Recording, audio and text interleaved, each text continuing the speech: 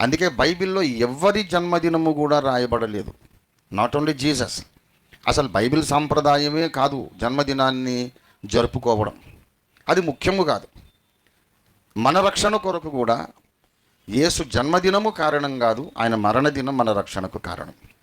మరి ఒకడు పుట్టి ఉంటే పుట్టినరోజు ఉండాలి కదా అనే వాదనే the most stupid and idiotic argument.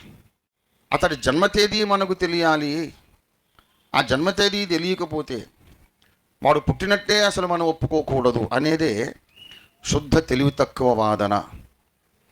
ఎందుకంటే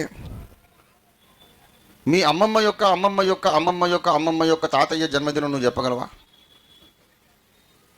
చెప్పగలవా? ఎవడు చెప్పలేడు.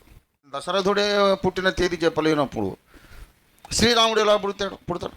అరే శ్రీరాముడు అలా ఆయనకు పుట్టలేదండి, అగ్నిలో నుండి వచ్చినటువంటి ఒక యజ్ఞపురుషుడు ఇచ్చినటువంటి పాయసం ఈ భార్యను తాగితే పుట్టారు కదా అని అంటే, సరే మరి ఆ యజ్ఞపురుషుడు జన్మదినమైనా చెప్పండి.